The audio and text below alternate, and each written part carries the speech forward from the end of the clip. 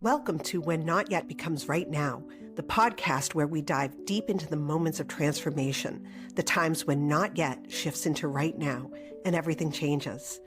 I'm your host, Jen Ginty, and this podcast is all about those pivotal moments in our life journeys.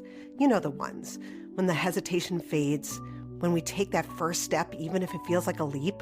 It's in these moments that growth and healing begins. Each episode will explore stories of resilience, moments of clarity, and the sparks that ignite real change.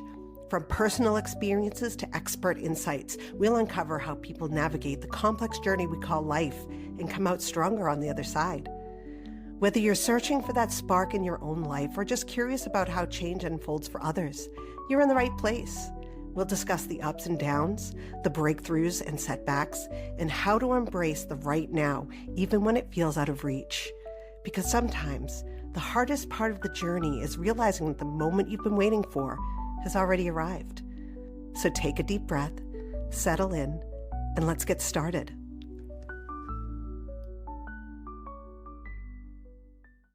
Hello, and welcome to When Not Yet Becomes Right Now. Today, I have a wonderful guest with us. Her name is Cat, and I'm going to introduce her.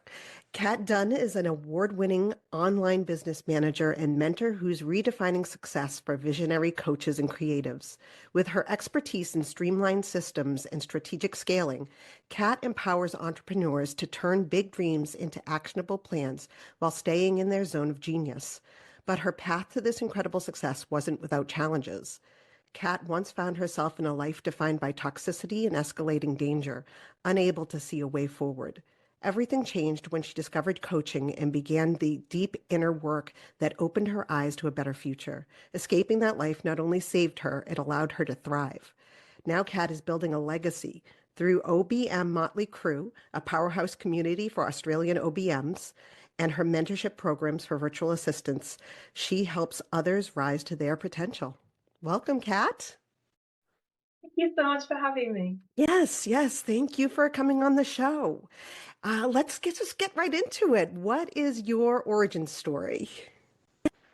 So as people can hear from my accent, I'm originally from a very small working class city called Sunderland, which is in the northeast corner of England.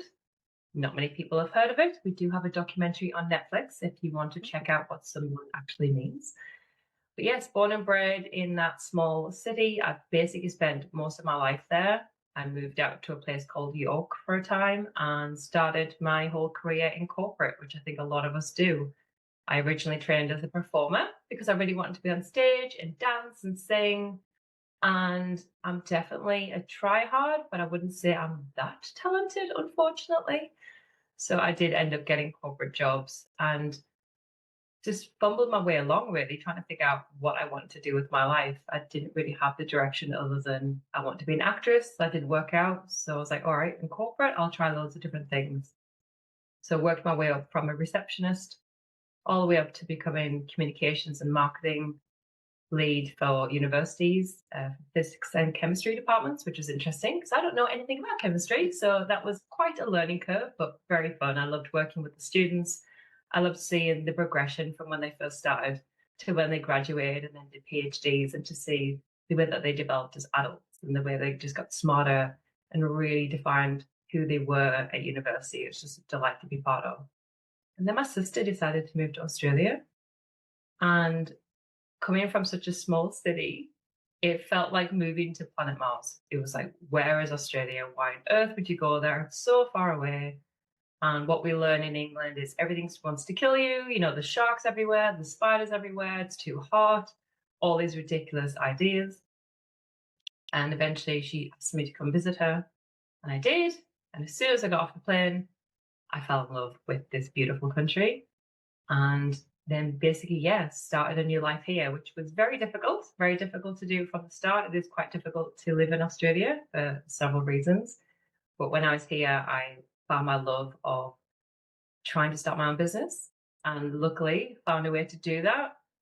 I feel like the pandemic, as awful as it was for a lot of people, did teach us that we could have our own businesses and anything could become a business. So I was able to start a business as a virtual assistant and then became an online business manager. And that's where I am today. Wow. So that was we're talking about small beginnings as wanting to be in acting, to moving to a strange country for you and building a life up for yourself. That's great, you know. So tell us more about like what was your not yet moment? What was the thing that started that journey? So, as I said, I'm from a small working class city. My parents are obviously from a completely different generation. Now they're actually in their mid 70s.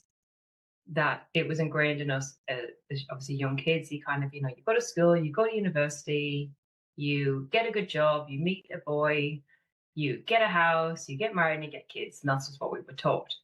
But we weren't taught about, I don't want to say women's rights as a general, but kind of like that you have choices, so to speak.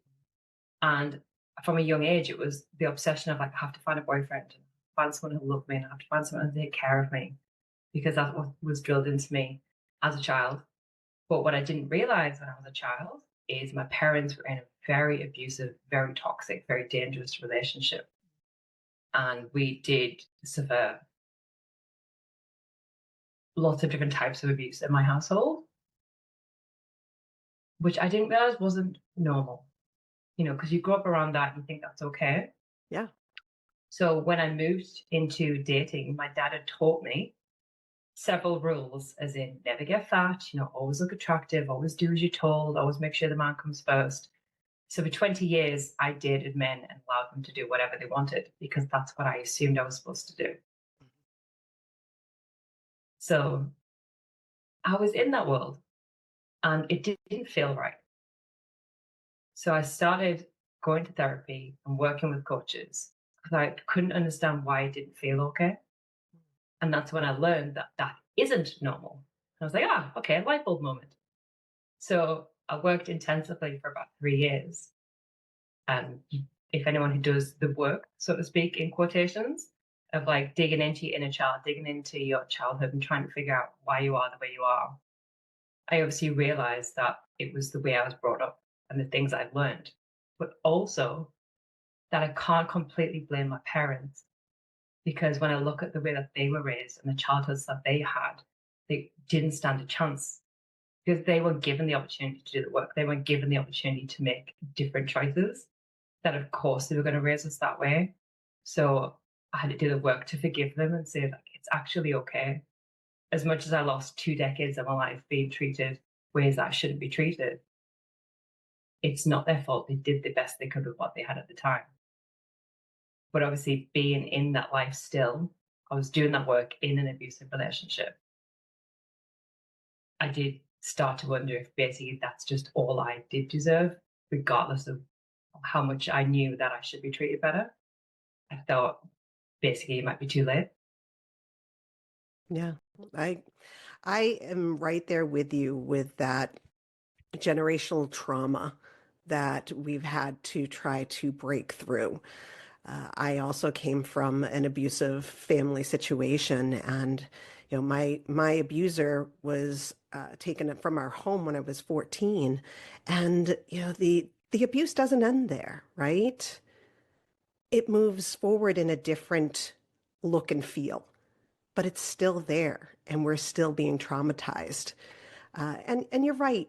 Our parents learned what they were taught, and that generational trauma truly does exist.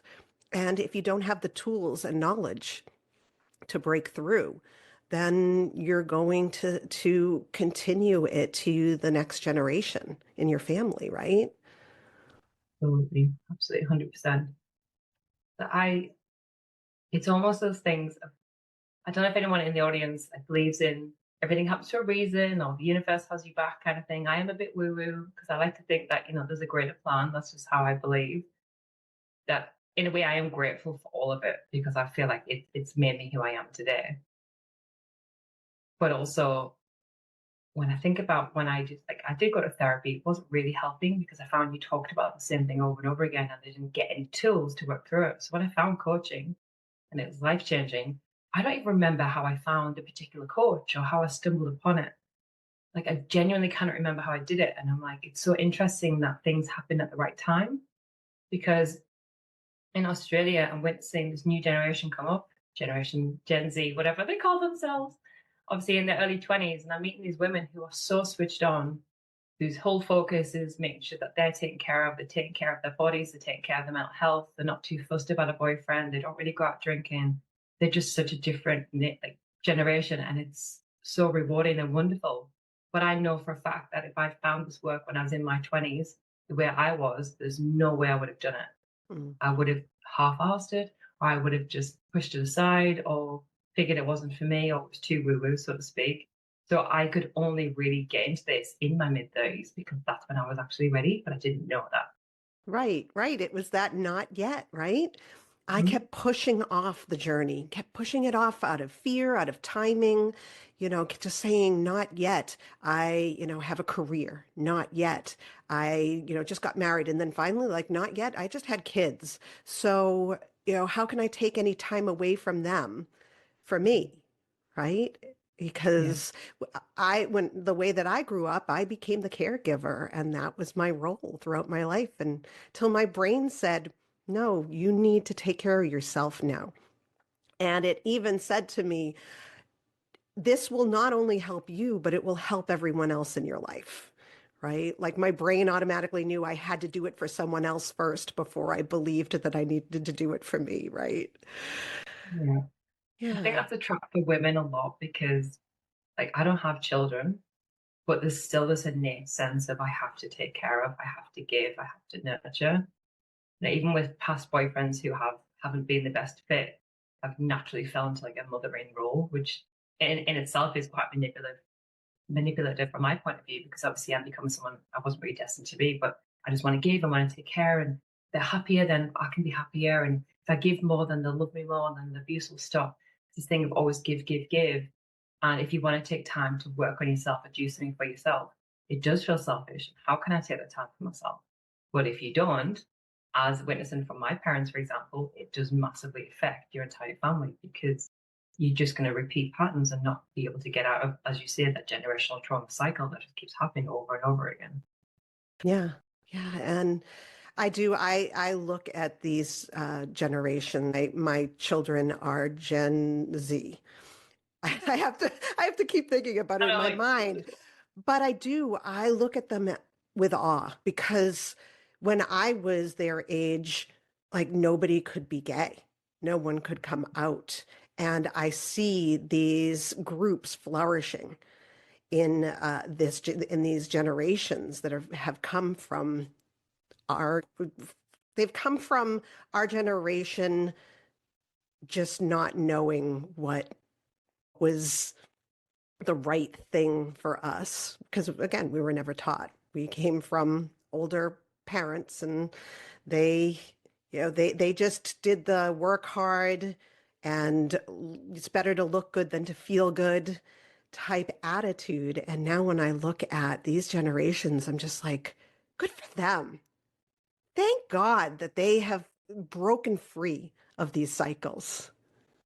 Yeah, absolutely. Because then you think, well, if we can break the generational trauma and they're starting to be completely different people who are healthy and conscious and aware and supportive. Imagine what the next generation's like. The Hmm. next generation.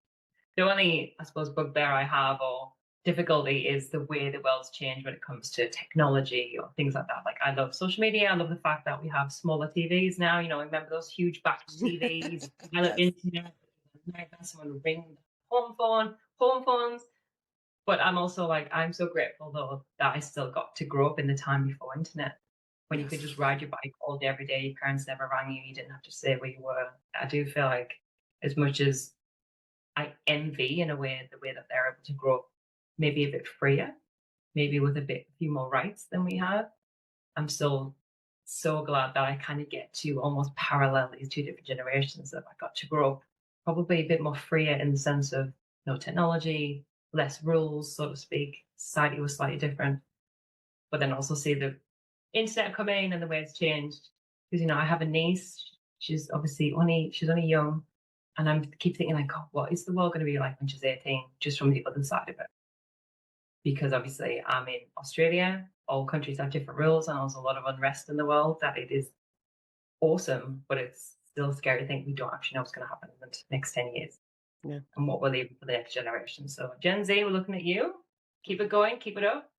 And we will try our best to meet you there. But yeah, there's a lot of unhealed trauma in our generation. So I don't know if it's actually going to be fixed in this lifetime.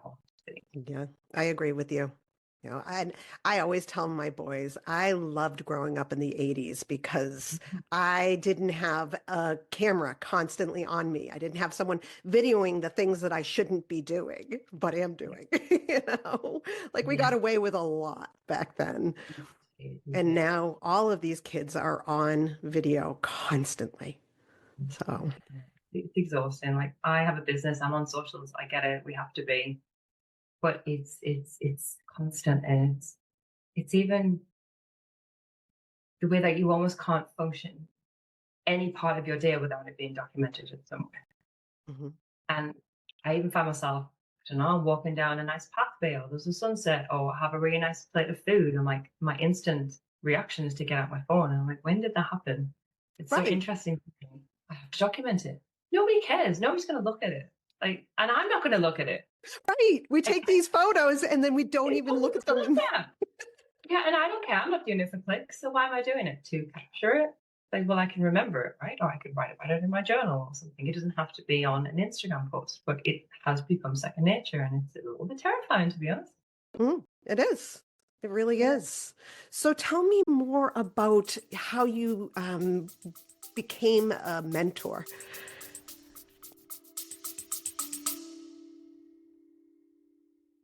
Little one learning to navigate their big emotions? Meet My Moody Monster, the pull apart buddy to help kids understand and manage their feelings. With its fun, interactive design, Moody turns tough feelings into teachable moments, giving your child a playful way to express themselves. Whether it's after a rough day or when those big frustrations hit, Moody is there to lend a hand. Perfect for calming down or even just a cuddle. My Moody Monster helps your child communicate their emotions while learning healthy coping skills. Go to mymoodymonster.com to learn about Moody today.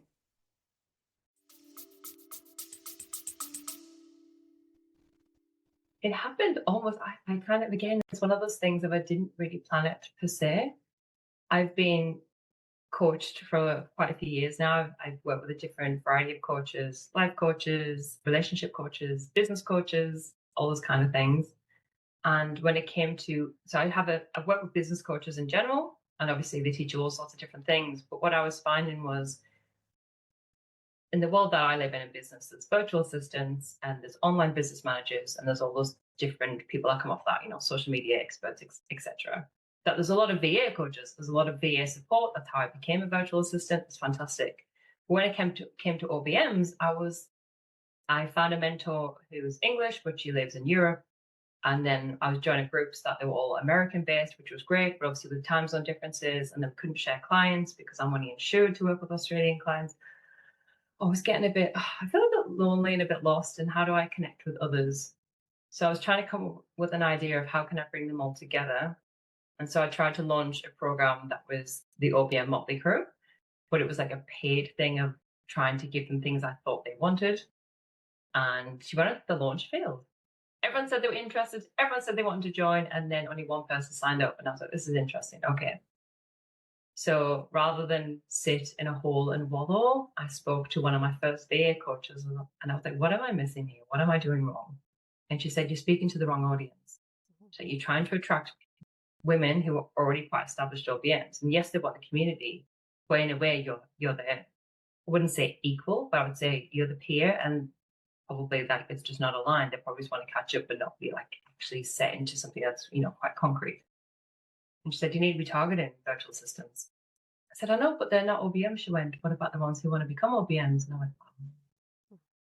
And then it kind of clicked of like, oh, when I wanted to become a VA, I worked with you because I needed that extra support. She said, yes. So the women who are looking for the OBM support, where are they going to go? I said, well, I know there's one in Europe, and I know there's one over here in America. She's like, yeah, where's the Australian one? Ah.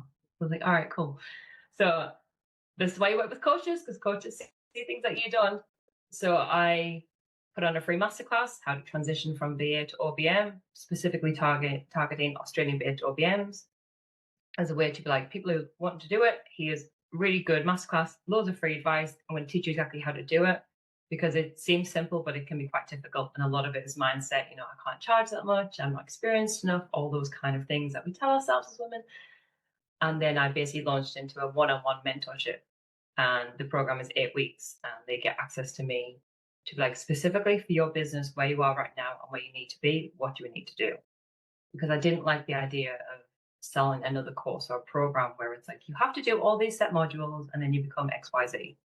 Because half the time it doesn't really relate to particular businesses. You need to really know what their problems are. So I work with almost 10 women now, which has been wonderful. And from that, I get to glean what actually are the problems happening right now? What are the issues they're facing? What else can I give the OBM world that no one else is giving, particularly in Australia, to help us basically teach people what OBMs are anyway, how we can help develop our skills and build a community where it's okay to go, I'm stuck, can you help me? Or I'm having a really bad time, can I have a moment? So from the failed launch, so to speak, I've been able to mentor women one-on-one and help them get clients and get clear on the pricing and launch their businesses and rebrand their businesses and all these amazing things. And the women who didn't sign up, which is amazing, it's fine. I said, right, let's make it free. I'll create a free Facebook group. I'll have regular calls. I'll have resources in there. I'll share job leads. And now it's 75 members. And it's just been a wonderful failed launch. Best thing ever happened to me, because it made me become a mentor, because I think that was a natural next step for me. But then also to create this community of everything that I wanted when I first became one. Yes, yes. And, you know, we talked about the right people before. You know, you said you had gone to therapy and therapy just wasn't doing it. The person that you were doing therapy with just wasn't helping. And then you found this coach. The people are everything, right? I've gone through therapists where it's not clicked and you can't give up on something like that, right? You have to move forward and find other people to help you and to help you evolve. And you're doing that now for your community. And community is so important. I talk about this a lot on the podcast, but when I was young, I couldn't stand like group therapy. I was thrown into it and I couldn't stand it. But when I became an adult, knowing that there is this community that we have the same things in common. Like we all have, you know, PTSD. We all have like depression, anxiety, and knowing that there are other people out there who understand and may have more experience is really important. And you've opened that up for people. Yes, I'm the same. I totally agree. When I started working in the coaching world, I was kind of launched straight into that group, not I would say group therapy, group coaching space. And that was so alien to me, because in a way I was like, why are these women sharing? Why aren't they competing? Because that's what I learned. I learned that women didn't like each other and we had to compete, especially in front of men and all those stories. So women being so vulnerable and sharing, but when they shared, even if it wasn't specifically your problem, you could find a way to relate. And so that's what I was like, oh, group coaching is interesting. We get to share and actually learn from each other. So that now I actually seek out group coaching, because half the time you're going to learn from someone else sharing, because you were either going to ask the same question or you didn't even know you had that question to ask. And there's so much power in it.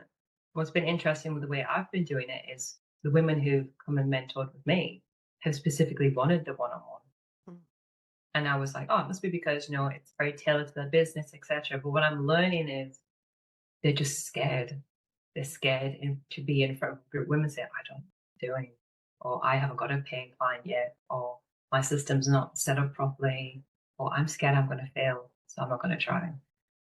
And as someone who's in a lot of group coaching programs and work with a lot of coaches, I kind of forget sometimes that that's actually really hard and we have to start somewhere. Because I remember my first session and I was hiding behind a pillar, dressed all in black, and I was hiding like, if no one sees me, then no one will ask me a question. Because I wanted to be invisible, and I have to remember that for everybody else, sometimes it's that first step. You have to be really aware and listen to what it is they're actually saying, not just what they think that they want. So my next plan would be to really solidify this group and really get support more. because I love community. I do that a lot with clients. I manage their communities, but I feel like as well that term gets thrown around a little bit and people kind of lose sense of what it means. And it's really important to keep the focus on why does this community exist? What is the point of it? And how can you give more without obviously burning out? Because I feel like sometimes you can give too much in a community and it's not really the right people in there to begin with. So it's like that thing of you have to give as much as they give, but it has to be the right people. That's interesting. I never really thought of it that way because, yes, community is thrown around everywhere on the online world. And with your specialty, you understand more of the ins and outs of what a community needs, right? Yeah, It's I think so. Like I try to do that. I'm in quite a few communities and I've worked with a lot of clients in their communities. And as much as it might be like one's specifically about AI support, one specifically about OBMs, one specifically about life coaching, one's just usually there's themes that are in every single community. And most of the time is people just want to be seen. People just want to be heard. People want that support, even if they're not saying anything, they just want to be in a supportive place. They want to be around like-minded people. They want to learn. And if you're anything like me, I'm lonely. And I just want to be able to connect with somebody that might be able to understand why I am the way I am, or like the same things I like, or I can just be in a space and not say anything, but know there's other people around me that can hold me with their energy. mm, Because essentially we are community, aren't we? Like humans grew up in tribes and they took care of each other and they supported each other.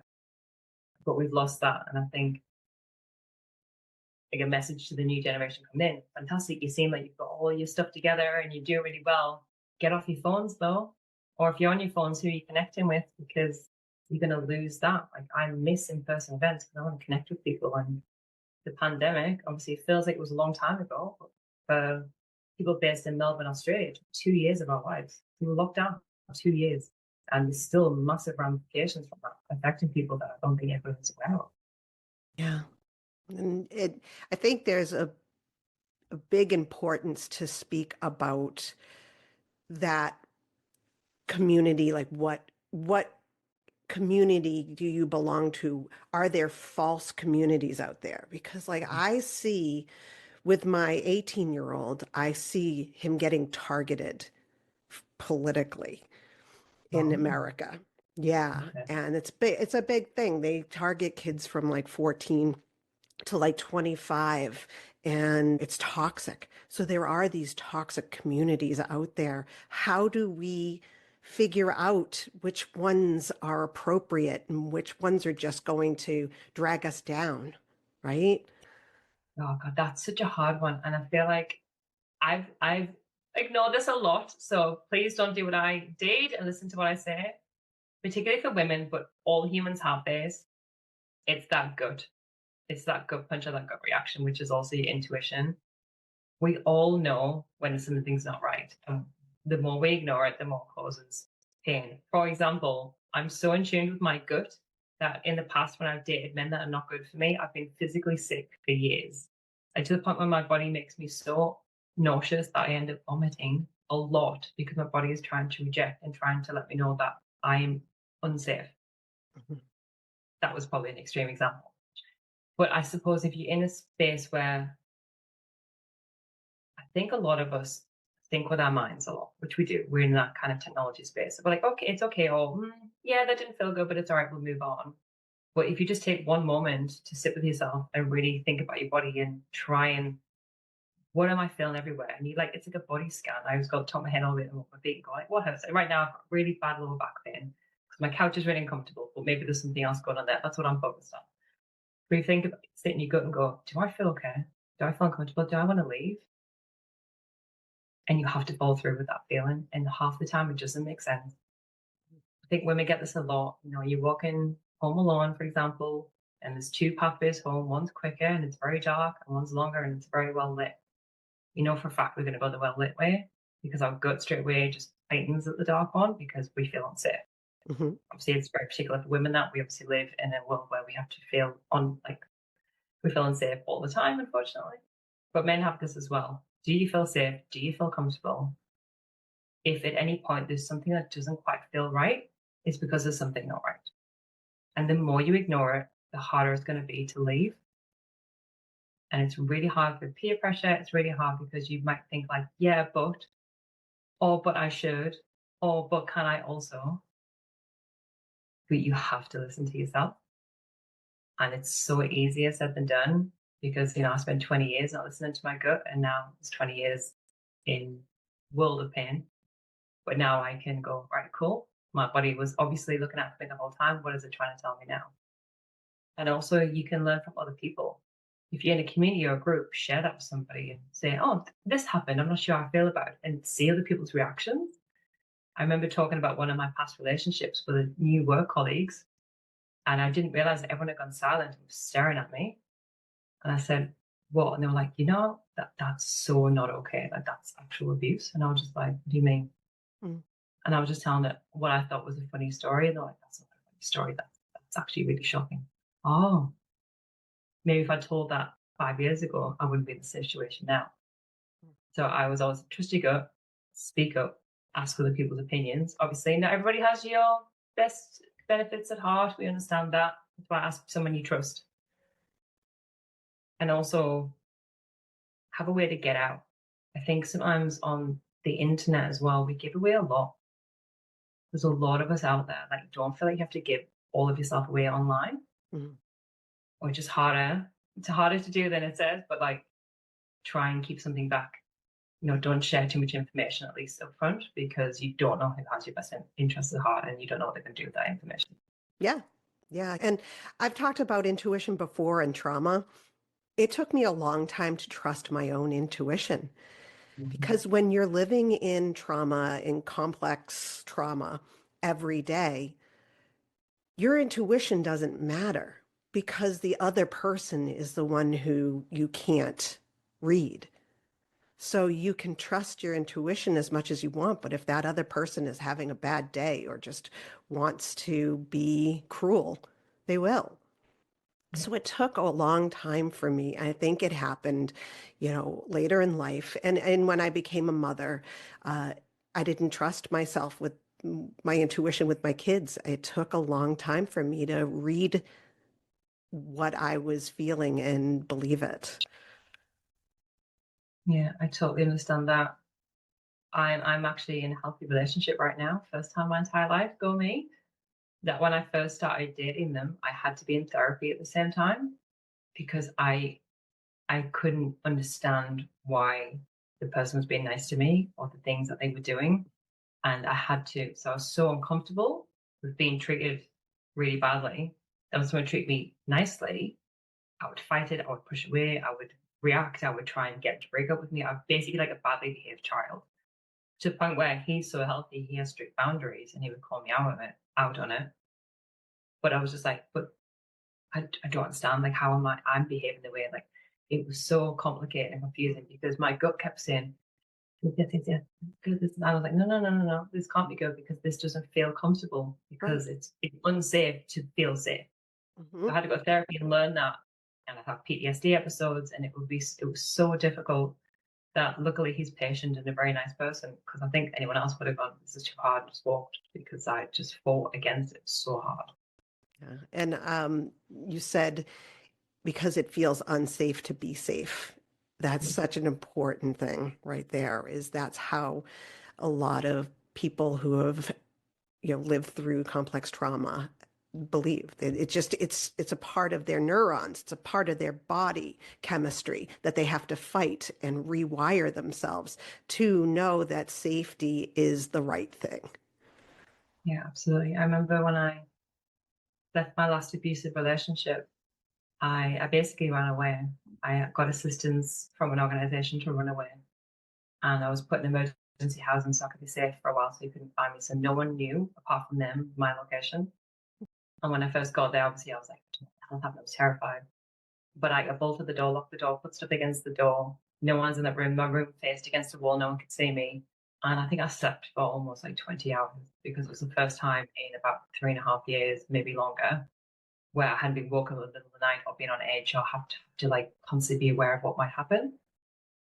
And yeah, I think for the first 2 months, I just slept constantly because my body was so exhausted from fighting, but also for 1 second, I finally was like, this is what it's like to be safe. Mhm. I don't know if I ever felt that safe in my life, which was so strange because I was in the middle of nowhere, but like I didn't really even know where I was, Mm. but no one could get me. Yeah. Yeah. That is, that is such an amazing feeling when you've for so long felt like anything could happen to you at any time. And then suddenly, no, nothing can happen right now. I'm actually in a place where I don't have to be hypervigilant and afraid of the noises around me and what could come from them. Right? Yeah, Yeah. absolutely. Even now, I live with my partner, and we in separate bedrooms, mainly because he snores, bless him, and I can't sleep. And also, he has two cats, and one of them just in and out all night, and it's very disruptive. But I can sleep in the other room and close the door, and it just, like I say, it feels like that. It's okay because this is a safe house, and he's got me, and even though he's in the other room, it's like, but he's there, and it's okay, and it's wonderful. Yeah.